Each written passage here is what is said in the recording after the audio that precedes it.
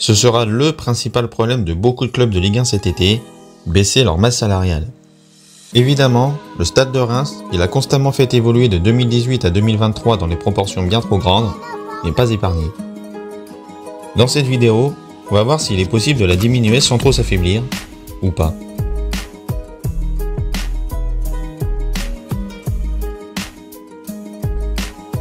Les chiffres de l'exercice 2023-2024 étaient effrayants.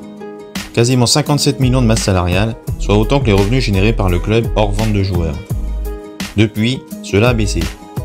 Les ventes au départ, en l'espace de 6 mois, Abdelhamid, Agbadou, Munetzi, Fouquet, Richardson entre autres, ont fait baisser le total à environ 51 millions, auxquels il faut ajouter les salaires des recrues, soit à peu près 2,5 millions. On arriverait grosso modo à un montant de 53,5 millions d'euros annuels, avec certains salaires qui ne comptent que pour 6 mois, à savoir ceux d'Agbadou et Munetzi côté départ, et Sibatcheux, Sekine, Patrick et Yeng côté arrivée.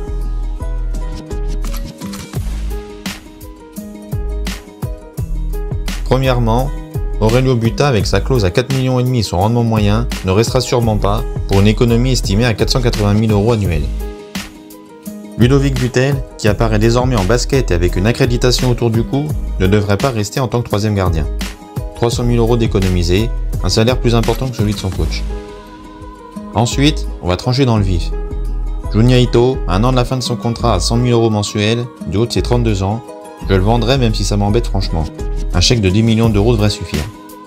Le capitaine déchu, Teddy Thomas, régulièrement écarté du groupe, vendu aussi contre 2 à 3 millions d'euros pas plus vu sa saison et le contexte.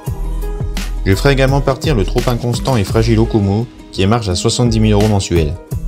Il est encore coté à 7 millions, on va partir là-dessus. Oumar Diakité, avec le recrutement de Sibatcheux et l'émergence d'Ibrahim, doit vite faire ses valises après sa saison calamiteuse. Un salaire estimé à 70 000 en moins, et il garde encore une belle cote sur le marché. On va dire 5 millions d'indemnités et je l'emmène moi-même à l'aéroport. Et enfin, si les miracles existent, je vends bien entendu Amin Salama en échec à Reims, à Caen et au Torino. 1 million d'euros avec 360 000 euros de salaire gagné, c'est déjà pas mal.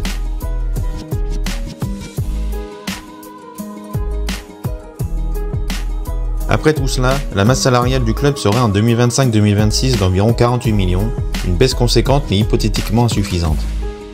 Cela impliquerait donc que le stade devra recruter malin, à faible coût, et se séparerait malheureusement d'au moins un joueur phare. Les ventes anticipées peuvent permettre peut-être d'attendre l'hiver prochain, comme le club est en train d'en prendre l'habitude.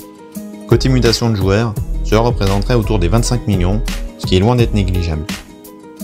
Si vous de votre côté vous auriez fait d'autres choix, n'hésitez pas à le faire savoir en commentaire.